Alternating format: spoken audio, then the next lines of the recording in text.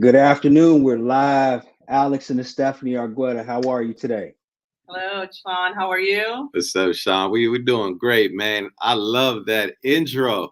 Yeah, Yes.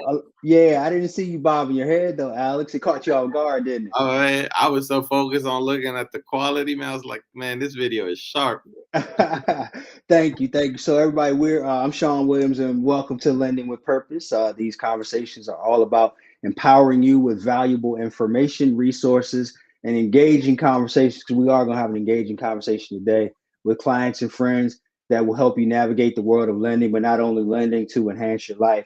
So before we got started, we were having some conversations and exchanging pleasantries, and I talked to Alex and Estefany about Hispanic Heritage Month, and how it's an honor to be able to speak with them today because I've been working with them and knowing them over the years. Alex more than Estefany, but I was telling them how proud I was and how much of an honor it was to have a conversation with them, and especially during the time of where they're honoring the Hispanic Heritage Month. So Stephanie asked, she said, well, I have one because Alex had a question and she had a question. She said, well, I have one question. I was thinking she was going to ask me something about the show notes or whatever. And I said, sure. And she said, well, we're going to do this in English or Spanish. And I'm like, well, we could try to do it in Spanish, but I only know a few words. So, but hold that thought. So get this, Stephanie, real quick.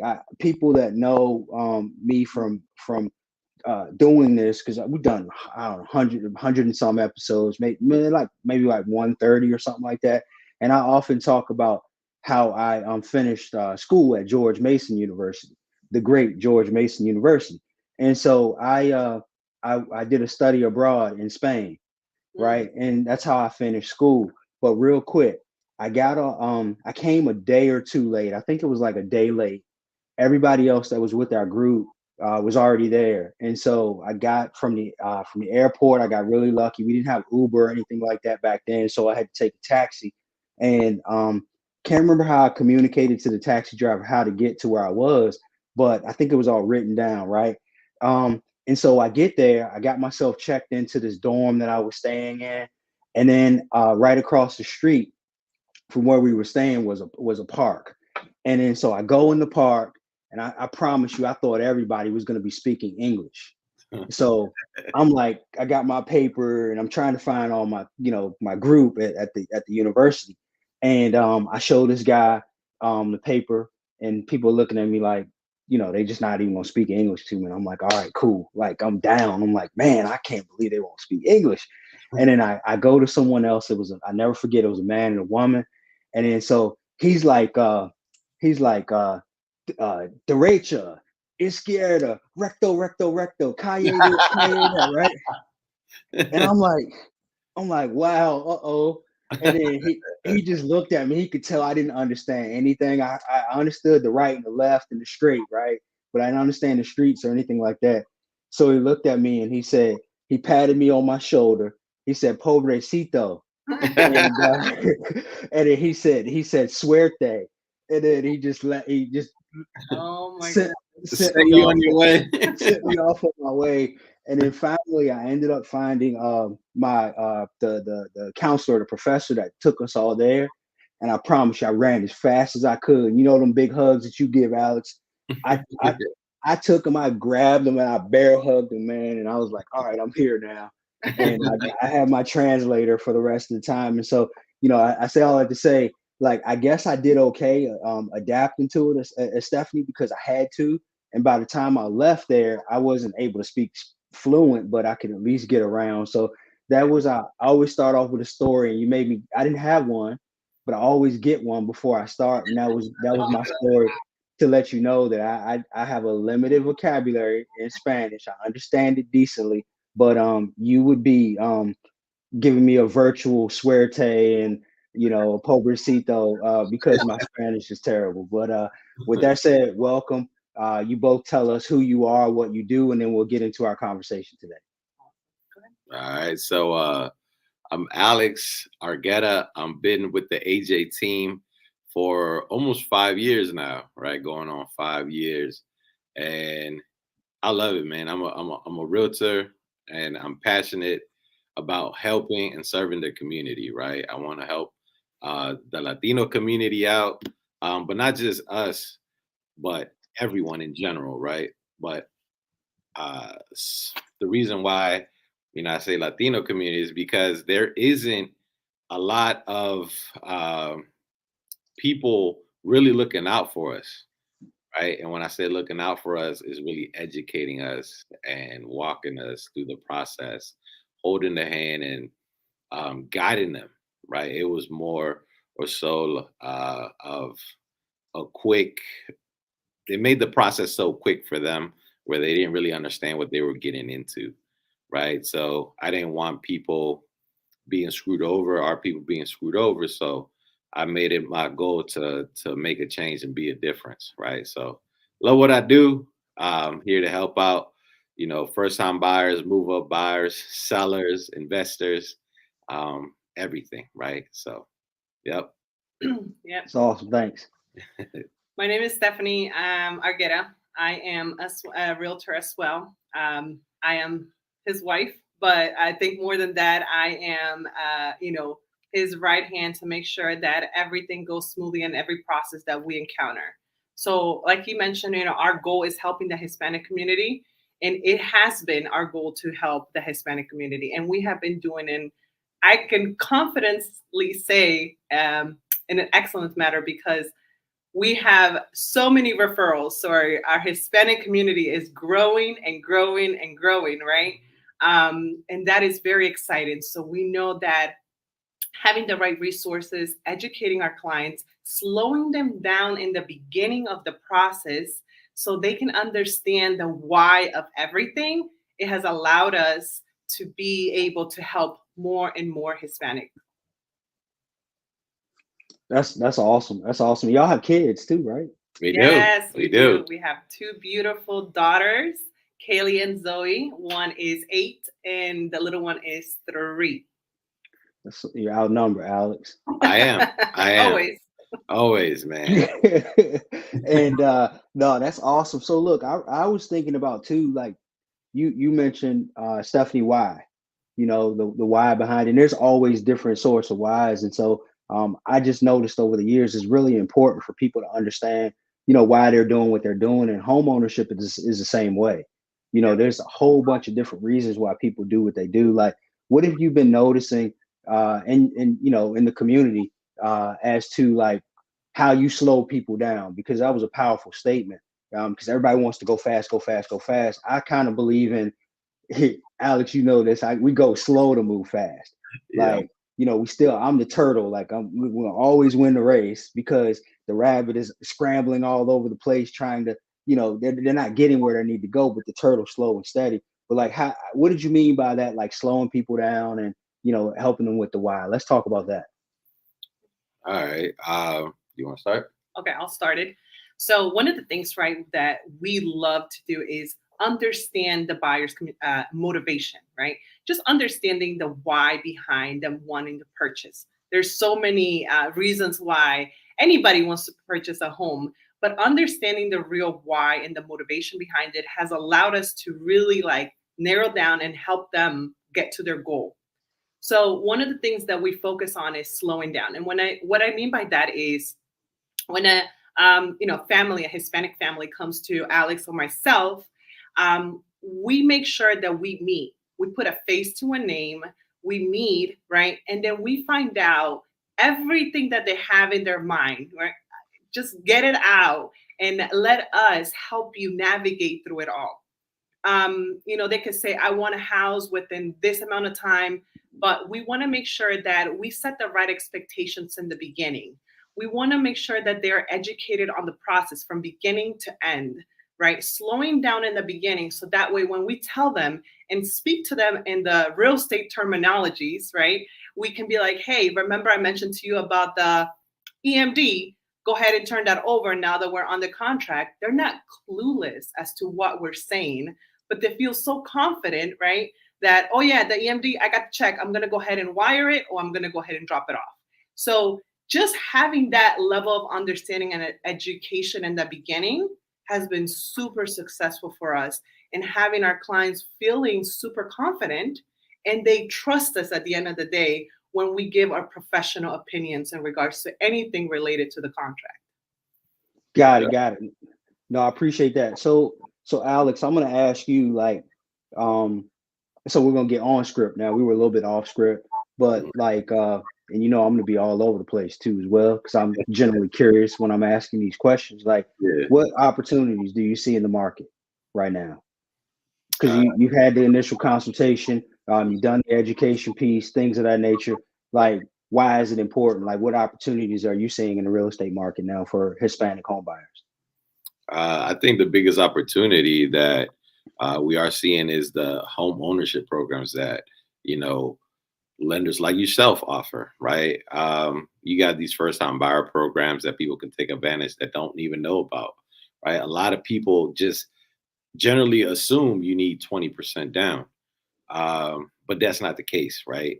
And the lack of education is what leads them to believe that. So once we get past that, the biggest opportunity for them is going to be understanding that, hey, you can get a zero money down program if you qualify for it. You could do as little as 1% down as well on these VACA programs, right? So knowing what's available out there provides them the biggest opportunity right now, right? And aside from the programs with the lenders like yourself, Shawn, that you have us to also, you know, provide them with the other aspect with the knowledge of going through the process.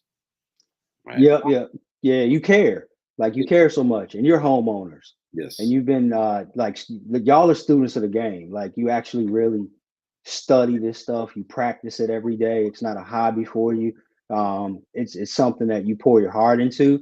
And so like you know, I hear you talk about the low barrier of entry. Like I was listening to something the other day, and someone said that they had a client that just came back to them, and they're like, "All right, we're ready to go.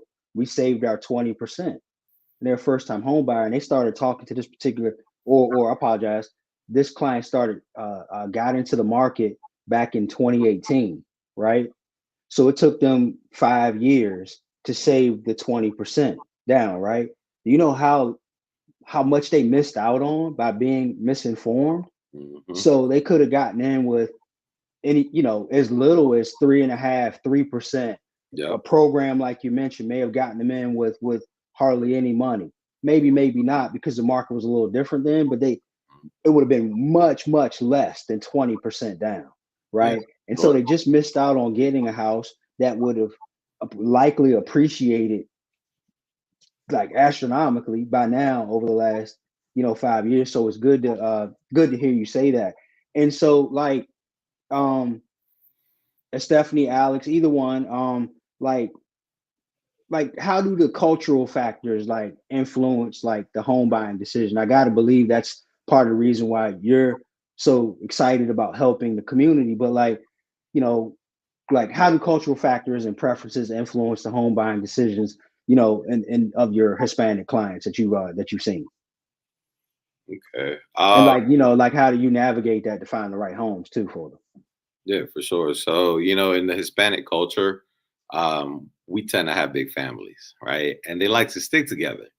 So, one thing that I notice as I'm helping them is that sometimes we're looking at a lot of multi-generational living homes, right? Sometimes, you know, they're taking care of their parents at this point, or parents will be moving in soon. So they're looking for spaces that offer main level living, that, you know, can accommodate the large family. So you're looking at, you know, not your typical 3-bedroom townhouse or 3-bedroom home. Now we're looking at 4+, 5+, right? So they want the space.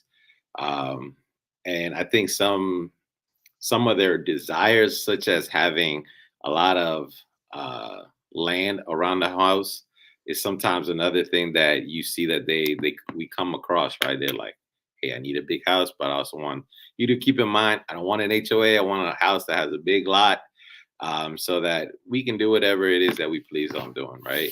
And I think that's just something that they're accustomed to back home. So as they come here, they just kind of want to keep that same type of living environment.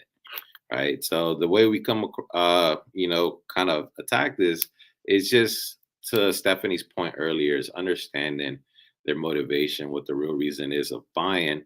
Once we know that, we can then navigate and point them in the right neighborhoods or right areas as to where they're going to be able to find what they're looking for. Got it. So here we are. Remember, you asked me this question earlier about community engagement. Yep. Right. So let's talk about that, because you mentioned big families, being able to do what you want in your, in your house, in your neighborhood, and things of that nature. Are there any like certain types of communities or environments or amenities and things like that that you're seeing that are working for your clients that you're serving in the Hispanic community? Yeah, we have seen it.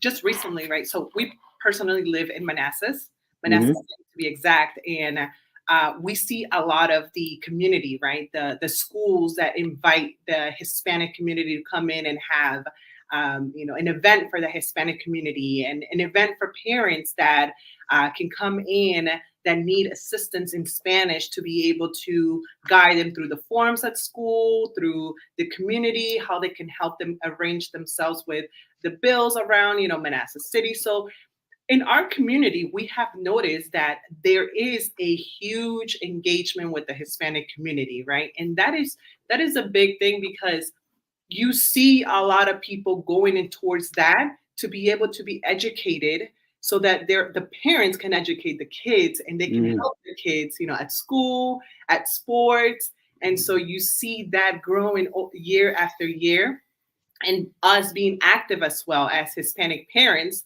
to see where we can step in to help other parents that are in need as well. I love it. Alex, I know you all do a lot, and it's definitely you as well, but I know specifically Alex, you're in the schools a lot, right? And I remember last year there was a school that I adopted and I was going to, and I would find the more I came, the more questions I would get, because what would happen is the kids, because I was talking about financial education and financial literacy, right? So they would go home and they tell all their parents about it.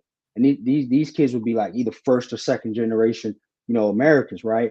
And they would go home and they tell their parents about it. And then questions would start to come. Well, what about this? What about this? How much do I need to make? My mom said to ask this, or, my cousin said this. Can we, that kind of thing. Like, how have you found, because Stephanie, you mentioned about the parents educating the kids, right? And educating other parents. But like, have y'all seen that also the children are curious and inquisitive about how to, purchase real estate and what this all means as well? Yeah, we have. We actually experienced that at home, right? Quite a bit. Our daughter tends to take our business cards to the school and pass around to anyone that wants to buy or sell a home. So I'm pretty sure we're well known in the Baldwin Elementary School, right? And I think it's about being present, right? Hispanics, American Hispanics that have been here for many years, and the parents have paved the way for them to be here, right, have to be very active. I know Alex has been in schools. He recently got voted in for the Manassas City Council. So being active in the community, yes, I know. I'm super proud of him for that. He actually just left the meeting. Yeah, for the Manassas City Council. Oh, so this is brand new? Yeah, that was my 4th meeting. Yeah. Congratulations, man. Thank you. Yeah, so being involved in the community as a Hispanic is so important and crucial, right? So we want to lead by example. And the only way we can lead by example is by stepping in, just going in and being sure that anybody that needs assistance, and if we don't have the resources, we have someone that we can connect them with that has the resources, right? And when we help each other in the Hispanic community, one another, like, I'll help you with the real estate, you help me with this, and it just becomes a network, we're going to go ahead and continue to grow just as how we've been doing. Got it. I have a question about, so we're going to get on to this language thing, right? Yeah. So I had someone on my team previously speaks fluent Spanish, She's very American, but her mom's from Mexico, and she grew up speaking Spanish and speaks it all the time and understands it. So there was a time where I thought that I could just have her help me on the phone and sort of translate and talk about disclosures and things of that nature. She could not. It didn't work for her. She didn't understand how to speak the language to relate to the numbers and to relate to some of the industry terms and jargon and stuff like that we had. Yeah. And at that moment, I realized that I shouldn't be doing this. Like, that's a disservice because of that translation. Something's gonna get lost in translation, right? I want to help as many people as I possibly can, but I want to help them the right way, right? And I want to make sure that they understand exactly what they're getting themselves into. So, like, in your opinion, like, I think I know the answer, but like, how important is it? Because the language part is a barrier. So, like, how do you ensure that there's effective communication, with your clients, where they're Spanish speaking preferred?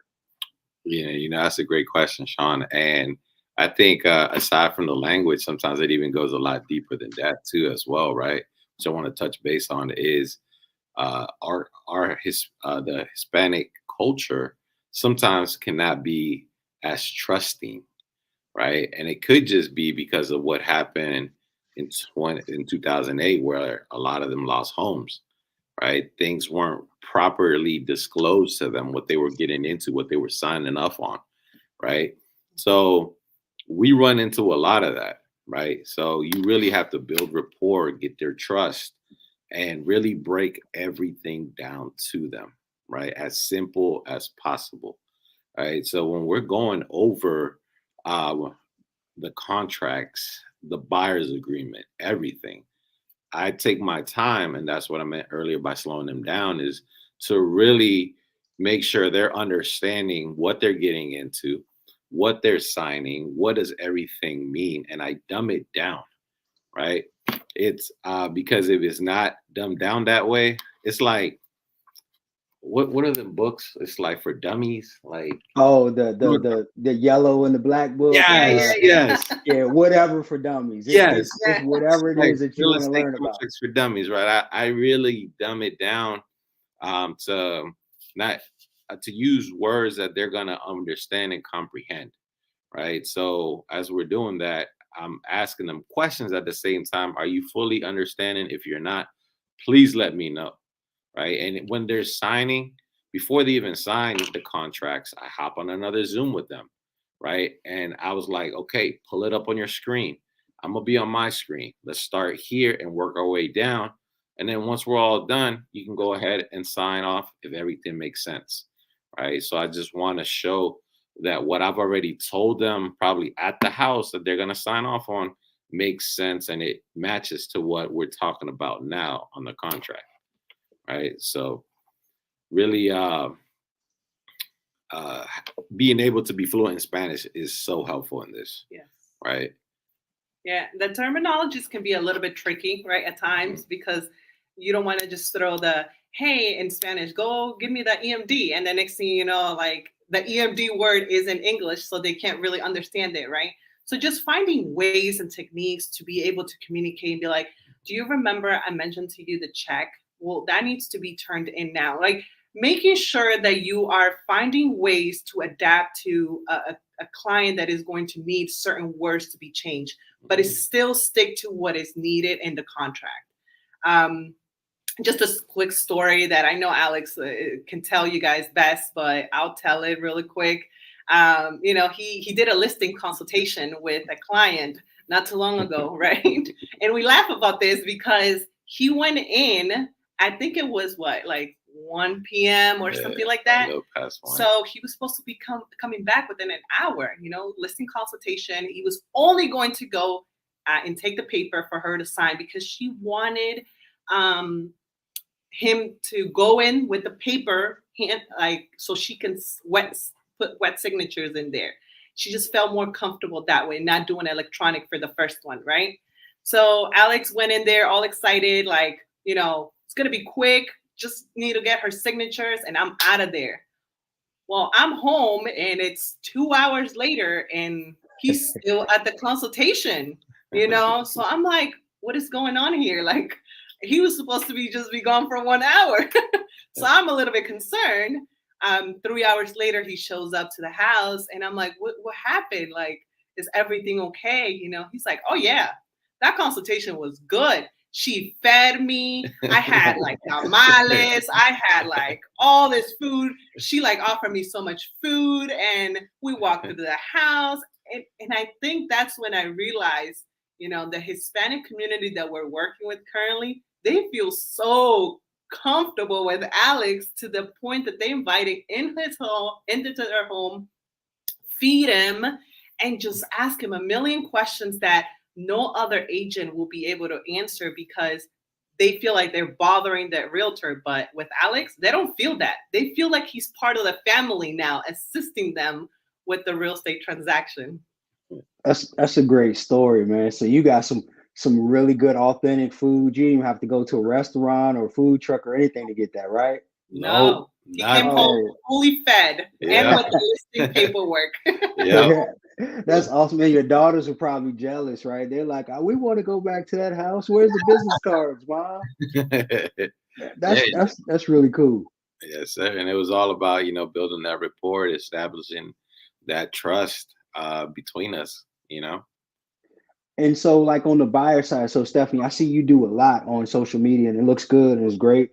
And if we have some time, I actually would like to kind of hear about your transition because, like, you just dove in, like, and just you're doing your thing, and it's great. It's great. I want to say that, but like in this current landscape, you know, with it being competitive and just really competitive, right? And affordability. You know, I know we touched on affordability a little bit earlier with some of the down payment assistance programs and things like that, but that doesn't quite help the affordability piece. It helps you get in with limited money.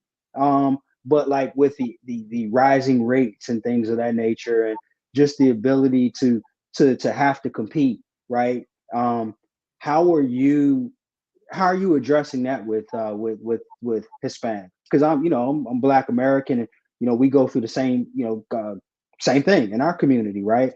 Number one, you got to get the money to get in, right? And then number two, you got to be able to afford the payment. Mm-hmm. And so and then in this climate, right, that's very difficult because the home prices are higher, so you have to have more money to get in, right? And then on top of that, you got to make more money because the home prices are higher and the rates are higher. So like, how are you addressing and dealing with that in your community? Yeah. So one of the things, right, is making sure that they understand in the beginning and we set the right expectations for the buyers. I know Alex does this very well during the consultation. Just setting the expectation in the beginning, it allows us to be able to help them all the way to the end. I know currently we are helping a buyer, right, Hispanic buyer right now that started working with a different realtor, but felt like something was just missing, which was the education, the patience, right? And just was he able to get all the resources because he felt like he was missing on some resources just because the trust was not fully there.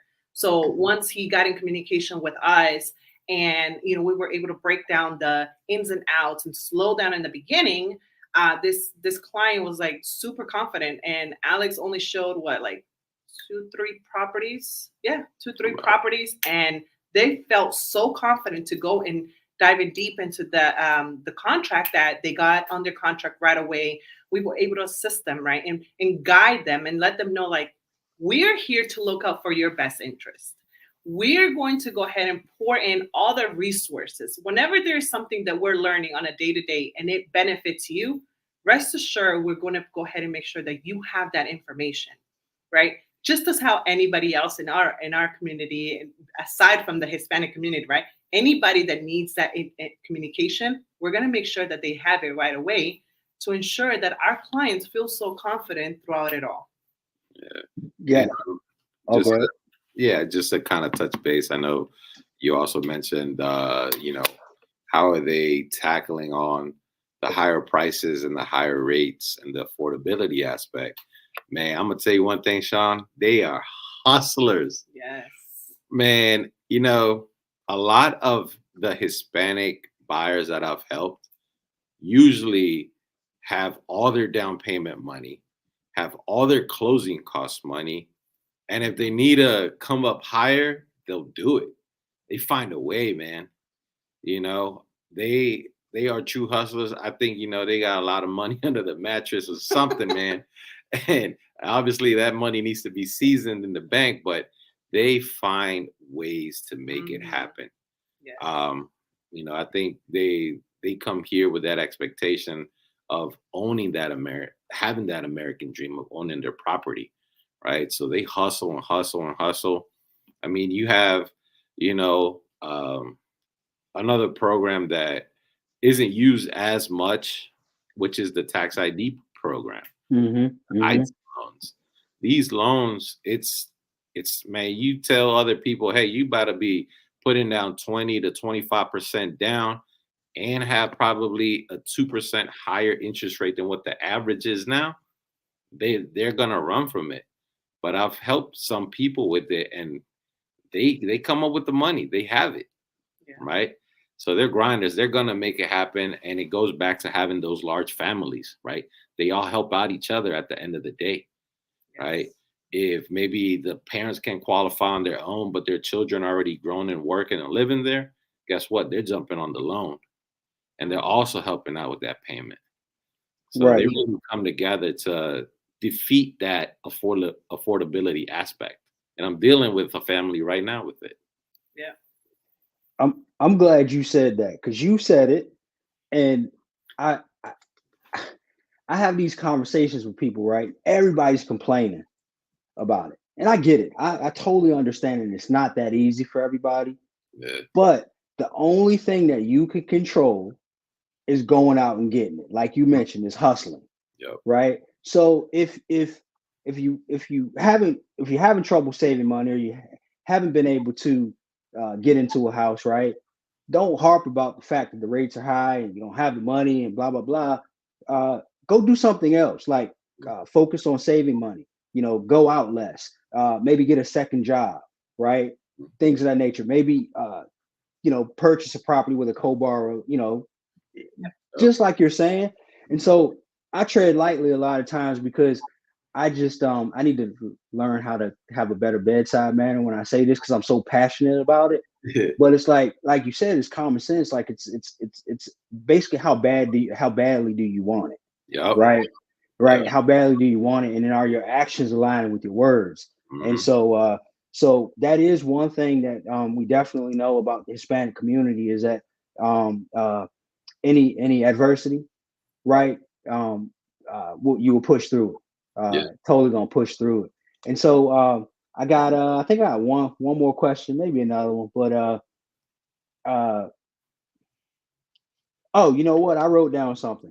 Like, be specific, because Stephanie, you mentioned something about you said something. You were talking about how you educate the Hispanic community, but not only the Hispanic community, all clients, because you work with everybody. Like, it feels good to be able to walk into any room and to be able to service anybody, right?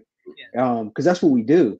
And you know, so I don't want anybody to think that y'all only help Hispanic borrowers, but that's something that really resonates with you. That's your why. That's the reason why you're sitting right here right now talking to me. That's the reason why you're doing this business. But like, talk about specifically about what separates you, because y'all are being too modest about all of it. There's some specific things that y'all do to separate yourself. And so, like, for instance, Alex, when Stephanie mentioned that, you know, this one client came to you and they felt so comfortable, and you didn't have to show that many houses, and you got ratified right away.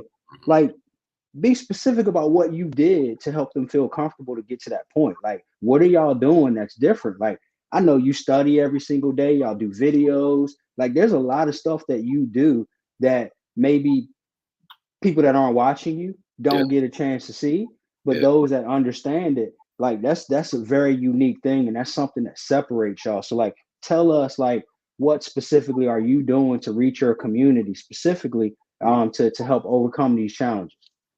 I think that the number one thing is going to be keeping it 100 with them, not sugarcoating anything, right?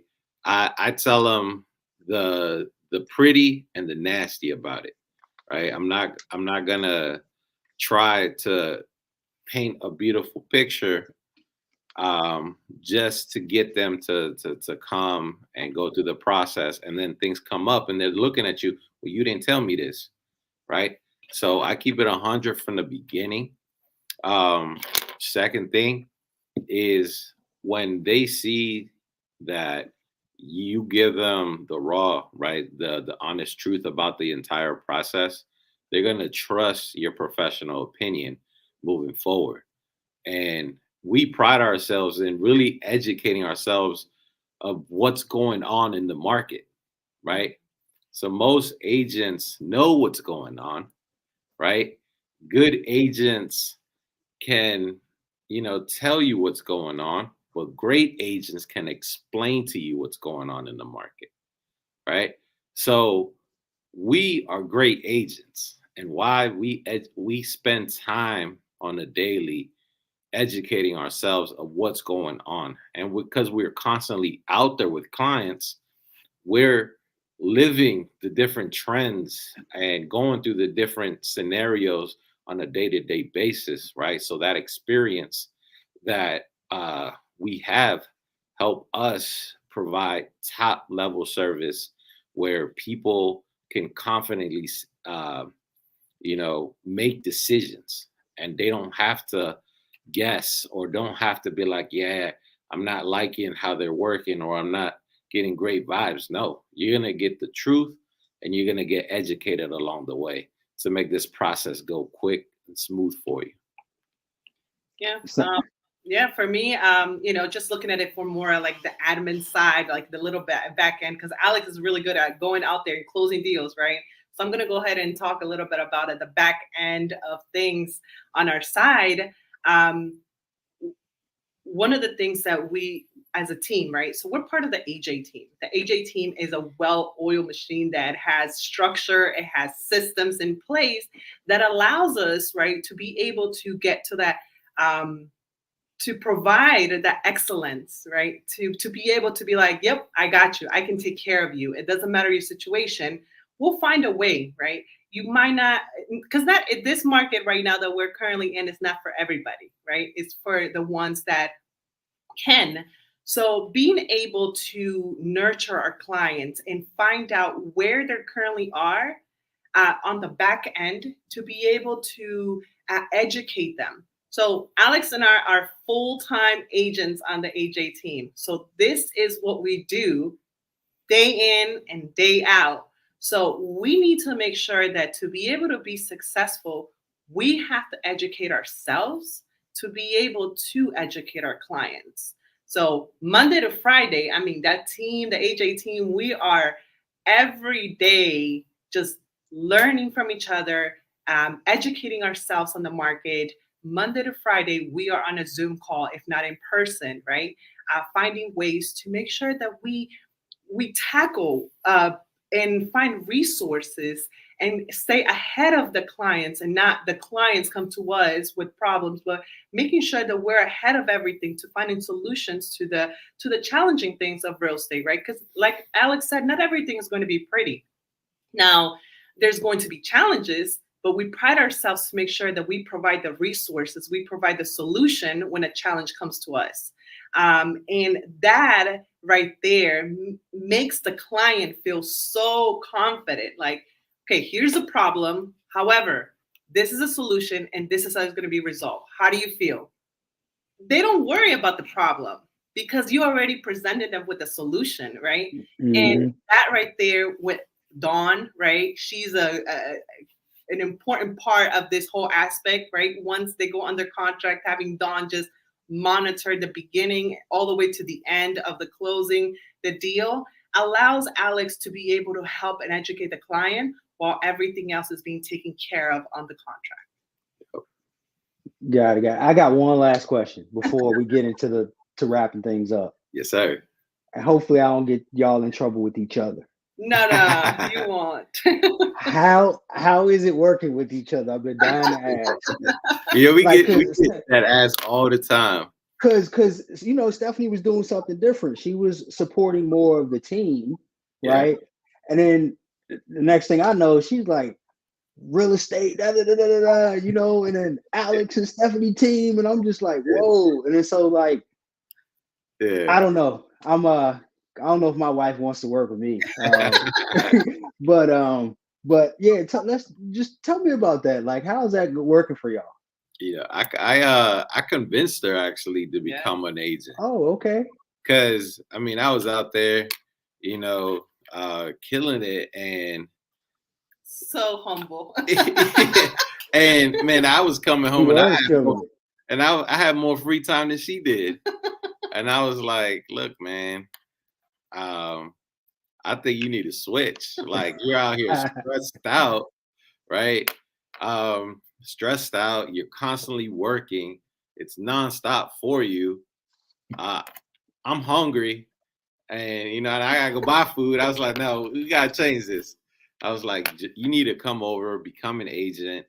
I think because she's always been a hustler, right? And I've always told her that. Like, every job she's had, she was always like a regional manager or a director or whatever, right? Because of her hustle. So she was always in the sales industry. So I was like, man, you need to bring those talents over, right? So I was like, man, we can be like Kobe and Shaq out here. So you just need to come over, you know, be an agent and start killing. And she did. I mean, when I started, you know, I thought I did pretty good. You know, I sold 12 houses my first year full time. I was like, okay. Man, she came out the first month with like 3 under contract. I was like, damn. I was like, yeah, she's a dog. I was like, she make me look bad right now. I heard that. I was like, man, they're like, Estefany came out of the gates, and I mean, it went from 0 to, what did they say, 0 to 60 or 0 to 106 seconds. She was like in 1 second. Like, I mean, the next thing I know is social media was popping and just story. Like, it takes people a long time to get used to doing all that stuff. So like, I'm seeing her in my feed now. I'm getting stories on social media, like, and it's like she's been here before. Like, what, this real estate thing? I've been doing this for 20 years now. That's what it seems like. And so yeah, I was really wondering, like, you know, y'all get on each other's nerves, or is it like, you know, can you work together? Like, y'all having fun? We have separate offices at home, right? So that, I think, is one of the things that helps. He calls me when he needs me from his office, and I'm in my office. But it has been a true blessing for us to be working together, right? We're, I think, blessed enough to be able to balance everything and still work together. We don't, I knock on wood, we don't fight, right, about the business, about who does this, who does that. I think as long as you understand your role, and this is what Crystal was saying yesterday, and it really like touched me too. Shout out to Crystal yesterday. She said, as long as you're feeding each other's needs, you don't have to worry about your own needs. And I think we do that very well in our marriage, in our business, and we know what lanes to go ahead and make sure we cover so that we're taking care of each other. You know, for me, it was easy to go from 0 to 100, but it wasn't because it was me. It was watching Alex for years, you know, going through and paving the way for me, right, to be able to be at the 0 to 100. It was the working behind the scenes as a transactional coordinator for the AJ team to be able to do that. It was having my, you know, Alan Johnson as my mentor. You know, he doesn't even know he was mentoring me, but he was mentoring me through every single transaction that we were closing. It was Crystal, you know, just being there, supporting me and teaching me every single angle of the real estate. It was the entire team just coming together and pouring into me. So that way, when I was like at the gate and it opened, I was able to be like, gone, you know. But it wasn't me, it was the whole team pouring into me. And don't get me wrong, Shawn, right? There's times where I get under her skin too, right? Because there's situations where I'm dealing with like maybe 5 different clients. And the way we've kind of split up the workload now, instead of both of us being out there showing, right? Because again, we got 2 little girls, right? So she does a lot of the admin, the follow-ups, making sure that my lead, my leads are still stacking up, making sure that, I'm also staying on top of what I need to stay on top of to help service the clients, right? So as I'm out there showing, if I need contracts written and I'm still out there showing, I'm bugging her, and I'm on her too. So that's what I mean by getting under her skin. I'm like, did you do this? Did you do that? I need it now. Now, I might not need it that second, but I want it ready, right? And she's like, I'm feeding the girls, or I'm at the soccer game. Or... but I'll get it done in 5 minutes. This works out, and we're, like I said, to us, it's a blessing. Like it's really a blessing. And Alan and Crystal have been doing this for so many years, and they are our role models to be able to do this. And how they do it, they make it look so easy, right? So we want to make sure that we have the right people around us to be able to make sure that when we're doing something, we know how to do it and how to go ahead and make sure that our clients are benefiting from our education and everything that we're doing. Yep. Wow, this warmed my heart today, like having this conversation. We could go on and on and on. We might do a part 2 at some point, even before next year's Hispanic Heritage Month. It don't have to be that to have this conversation, but like, tell the world how we can help you. Like, what do you need? Like, how can we help you? And then also, like, tell us how to connect with you too to give you the help that you need. Man, I think the best way that we can be helped is referrals. Shawn, this is a referral-based business, right? So the more referrals we have, we promise you that we're going to take great care of them. We will, and Shawn will as well. So they're going to be in great hands. And how they can reach out to us, you can reach me directly. My phone number is 202-412-0431, or at alex@ajteamrealty.com, right? So, and social media, right? Yes. Obviously, she's killing it. You can reach out to her. Tell them your IG. Estefany Miranda _realtor. That is the best way. And the other way is AJ Team Realty on Instagram. Yep. And mine's, people always wonder, why is your IG name Rock Jays 24/7? It's ROCJAYS 24/7. If you didn't know, now you know. I'm a big sneakerhead. I love Jordans, and I'm always wearing Jordans. That's awesome. I wore Jordans to my wedding. Hey, there's nothing wrong with that. Like, there's nothing wrong with that. Everybody's trying to be a sneakerhead now, though, right? You're an original OG. Yep, OG. That's awesome. Look, so y'all ready? You ready? Ready. All right.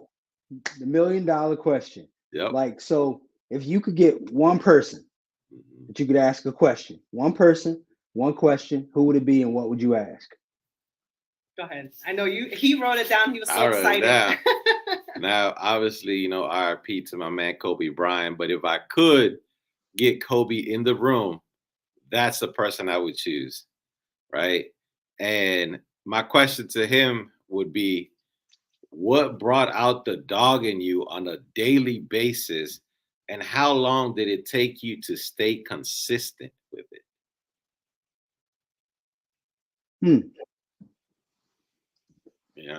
What brought out the dog, and how long did it take you to stay consistent? On a daily basis. Because he was consistent all throughout. Every day. And it was like a switch for him, because he didn't grow up like from a kid just balling. Yeah. Right. That's what I understand. It started later on. So I like the later Kobe. Yeah. Like that Kobe that, I don't know why he wasn't talking about Mamba mentality while he was playing, because I missed out on his basketball career. I just had some personal animosity towards him, I guess. I just, Kobe, you either loved him or you didn't, right, while he was playing. But the Mamba mentality, father, businessman Kobe, man, I study that guy. I love it. And I don't understand, it's crazy what he does. And like you said, it's very consistent. Like he don't waver. Nope. There's a Netflix special. I don't remember what it's called. Yeah. Right. It's a series of the Dream Team, right? When he's playing for the Olympic team, and they show his work ethic, and it's insane. Man, it's insane. Right. It's not for everybody. You willing to do that work like him? Man, I think one day, yeah, to the level of consistency that he has, where it was literally 24/7. I aspire to be that great. All right, I say I'm pretty consistent. I don't have to wake up at 4:45 to go to the gym. Right, I'm a realtor. I can start my day at 8 a.m., 9 a.m., whatever. Right, but I do it for discipline. So, but that 24/7 discipline that he had, that's a whole nother level. Oh yeah. No, that's cool. I think Kobe's the first time we've had a question for Kobe on here. Stephanie, what about you? I actually wanted to go ahead and ask you. Oh man, here we go. Y'all killing me with this. This is the second week in a row. All right, come on. I didn't look at the other one, so I didn't know. So, hey, this is for you. Why did you start the Lending with Purpose? What was the motivation behind it? Oh, that's a great question. Because I'm sure in your life you felt underrepresented. You felt like an underdog. You've probably sat in some rooms where you didn't necessarily agree with things in the way that they were going, and you didn't speak up because you played things safely, right? The way that you wanted to communicate with people, you may not have been able to do that, things of that nature. And then just also like you talked about the why earlier, right? Yeah. And so when we lend with purpose, it's because we want people to understand exactly what they're getting themselves into. We want to empower the people, and enhance their lives as much as we possibly can. We want to humanize this whole experience and be about the people, right? And so like I never want anybody to come back to me. I think Alex mentioned this earlier and say, I don't understand, I didn't understand what I was getting myself into. Yeah. Like that can never be the reason. But I also want to do it and meet the people exactly where they are, because y'all know this is daunting, like this stuff. Like you talking about EMDs and you're talking about this and that. And so like you think about like your people, my people, we go into an organization or a bank or a facility, right?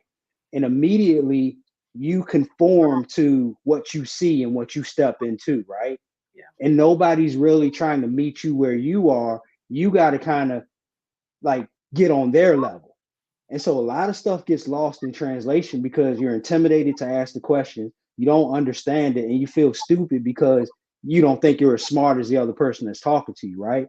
And so if you can create an environment, Lending with Purpose for us, if you can create an environment where it's about the people and you don't always have to get any financial benefit or any financial gain from it, that's what it's all about for me. There's also like some stuff in regards to a very good friend of mine who got me into this business, who he battled with some personal issues, and he ended up passing away. And so like I'll never forget him getting me into this business, because without him getting me into this business, I wouldn't be here right now. He always believed in me and helped me get into rooms that I probably wouldn't have otherwise been able to get into if it weren't for him. But if you ask me, Lending with Purpose, like as the company Fortis, that's what it's about. I'm sorry it's long-winded, but Lending with Purpose, this particular situation here with this live stream, it was because of the pandemic.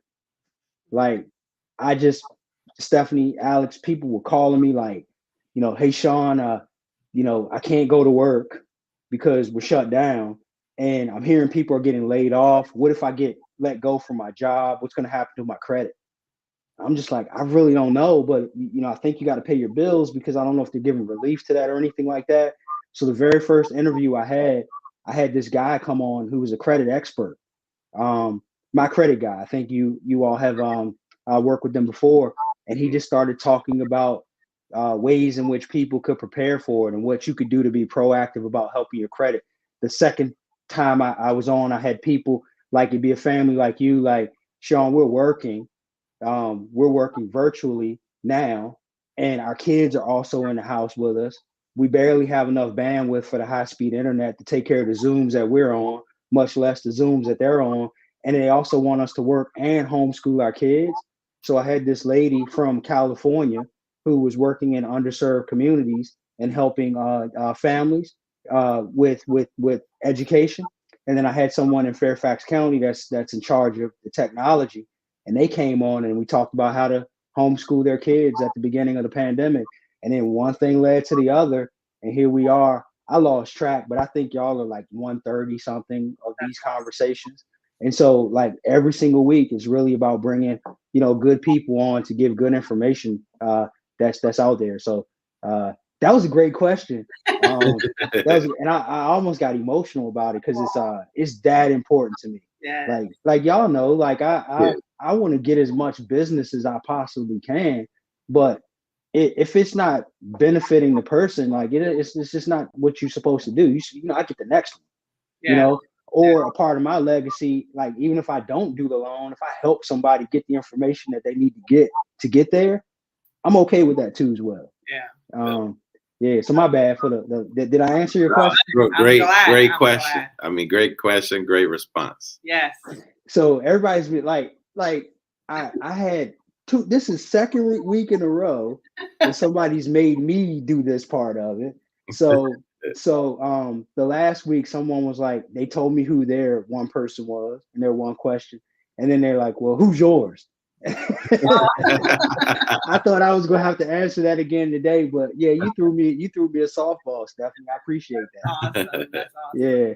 Thank you for having us, though. It was a pleasure just having a down-to-earth conversation with you, and making sure that we are investing in educating anybody. And at this moment right now, the Hispanic community, they can reach out to us. Yeah. And shout out to I'm really glad that we got to do this in honor, like I said, of Hispanic Heritage Month. Everybody knows that I care about bringing the best people on this platform. It'd be just such a shame for me to know someone like Alex and Estefany and know how they pour into their community, and just not even about, like I said, being Hispanic, like just being great people and great realtors. Like they know their stuff. Like I can't deny that. Like I can't take that from you. And so it would just be such a shame for me to know them and not connect you in the community. Man, listen, if I can do anything to help anybody in any way, don't hesitate to reach out. Y'all remain as safe and as healthy as you possibly can. Alex, Stephanie, y'all just hang on with me for one more minute as I close out. But, just stay as safe and as healthy as you possibly can. I think we're off next week. We're here next week with new guests as well. And so everybody have a great one. Alex, Stephanie, thank you for your time. And we're going to see y'all next week. So I'm going to close out and talk to you for 2 more minutes, and I'll let you get back to work. All right, bet. Thank you. Bye-bye, everyone. Thank you, Shawn. Yeah.